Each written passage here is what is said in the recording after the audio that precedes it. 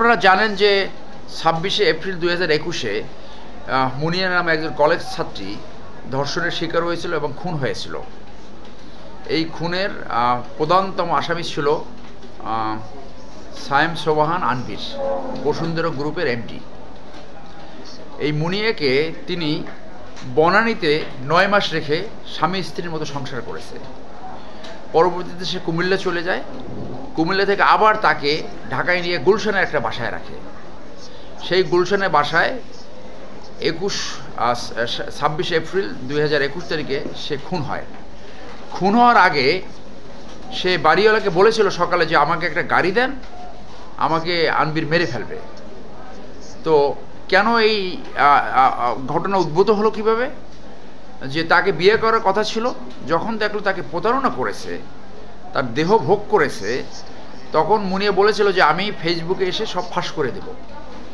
তখন মুনিয়াকে সে বলছিল যে তুই এই সময় পাবি না, তার আগে তোরে আমি শেষ করে দেব। এবং তার বোনকে সকাল 9টার সময় ফোন করে সে বলেছিল যে আমাকে তুমি বাঁচাও, আমাকে মেরে ফেলবে। বাড়িওয়ালার কাছে বলেছিল তুমি আমাকে একটা গাড়ি দেন, আমাকে একটু সেফলি যেতে দেন, সেটাও তারা সহায়তা করে নাই।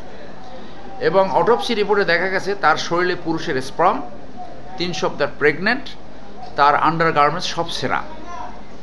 এবং 2টি তদন্ত হয়েছে। এই একটি তদন্ত হয়েছে, প্রথম যে মামলাটা করেছিল নুসরাত, যে ভিকটিম তার বোন, সেইটা গুলশান থানায় অভিযোগ করা হয়েছে, খুনের অভিযোগ এবং ধর্ষণ অভিযোগ, কিন্তু তারা সেই ধারায় রেকর্ড না করে তারা নিজেদের মতো 306 ধারায় রেকর্ড করে।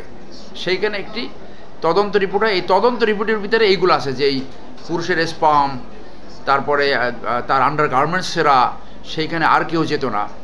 বডিতে কিন্তু মামলাটা মেক আউট হয়ে গেছে। আপনার চূড়ান্ত জায়গায় এসে বললো যে কিছু পাওয়া যায়নি। তো মামলা কিন্তু ওইখানে কিন্তু আসলে মামলার এলিমেন্ট সব চলে আসছে। সেইটা যখন ফাইনাল রিপোর্ট দিল, গুলশান থানার মামলা, সেইটার বিরুদ্ধে নারী ও শিশু নির্যাতন দমন আইন 8-এ একটা সিআর মামলা করা হলো। সেই মামলাটাকে আবার গুলশান থানাকে নির্দেশ দেওয়া হলো এটা মামলা এজাহার হিসেবে গ্রহণ করার জন্য, এবং পিবিআইকে এটা তদন্তের জন্য নির্দেশ দিল। পিবিআই তদন্ত করে আবার ওই সবগুলো আনলো, যে ওই বাসায় একা আনবির যেত, তার বিভিন্ন যুগল ছবি, তারপরে আই লাভ ইউ, তার ডায়েরি উদ্ধার হলো, ভিডিও উদ্ধার হলো, এবং এই মেয়েটার সাথে প্রায় 2 বছর ভালোবাসার সম্পর্ক করলো। কিন্তু মৃত্যুর আগে তাকে ওই যে ভিডিও শুনছে না, তুই চোর এরকম বলছে, 50,000 টাকা চুরি করছো, এইগুলো বলেছে।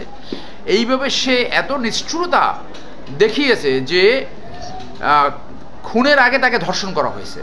এবং এই অটোপসি রিপোর্টে আসছে তার জনিপথে লালা টাইপ ছিল, তার মানে তাকে ধর্ষণ করেছে। এবং সে যে রশিতে ঝুলাইছে, সেই তার পা খাটের উপরে বেঁকা অবস্থায় পাওয়া গেছে, খাটের উপরে পা লাগানো, তার মানে এটা আত্মহত্যা নয়।